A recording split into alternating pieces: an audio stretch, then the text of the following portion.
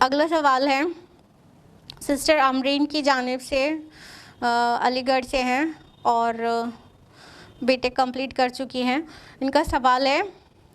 کیا کسی کو برتھ ڈے وش کر سکتے ہیں؟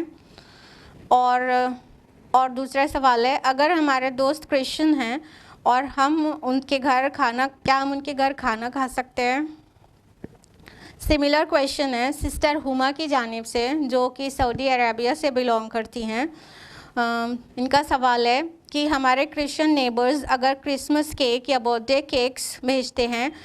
تو کیا ہم اسے کھا سکتے ہیں؟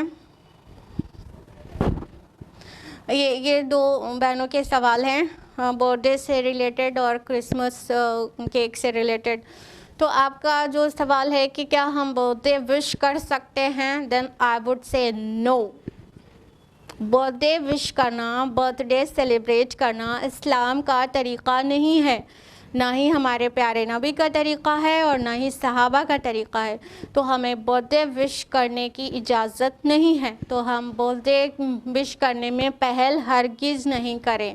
اور برتھ ڈے سیلیبریٹ نہیں کریں، اور کوئی بھی سیلیبریشن اینولی کریں اگر تو اس میں صرف 2 سیلیبریشنز ہیں اسلام میں، وہ ہے عیدین، عید الفطر اور عید الاضحیٰ۔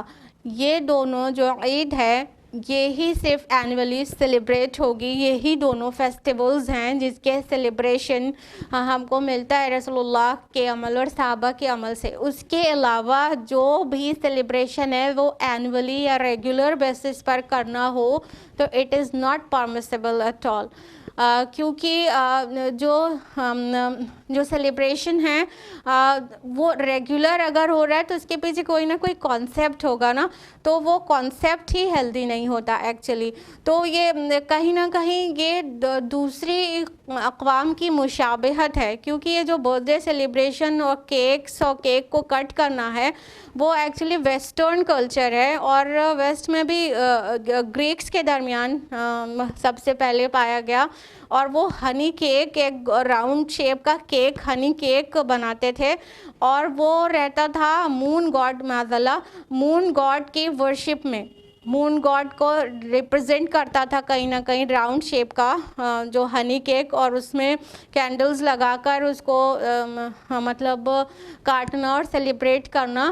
یہ سوچیے اس میں کہیں نہ کہیں شرک کی بو بھی آ رہی ہے، تو یہ ان کی مشابہت ہو جائے گی۔ اور اللہ کے رسول صلی اللہ علیہ وسلم فرماتے ہیں، اور ابو داؤد کی حدیث ہے، حدیث نمبر 4031، رسول اللہ فرماتے ہیں من تشبہ بقوم فہو منہم، جس نے دوسری کسی قوم کی مشابہت اختیار کی، سملیرٹی اختیار کی، وہ انہی میں سے ہے۔ تو ہم دوسری قوم کی مشابہت اختیار نہیں کر سکتے ہیں، تو برتھ ڈے وش کرنے میں پہل بالکل نہیں کریں اور برتھ ڈے سیلیبریٹ نہیں کریں۔ ون ٹائم کوئی سیلیبریشن ہے، لائک کسی کو بہت اچھی جاب مل گئی ہے تو ٹھیک ہے، گیدر ہو سکتے ہیں، کھلا سکتے ہیں لوگوں کو، کوئی مسئلہ نہیں ہے، لیکن اگر وہی چیز اینولی ہونا جائے تو بھی پرابلم والی ہے۔ رہی بات آپ کا سوال کا یہ پارٹ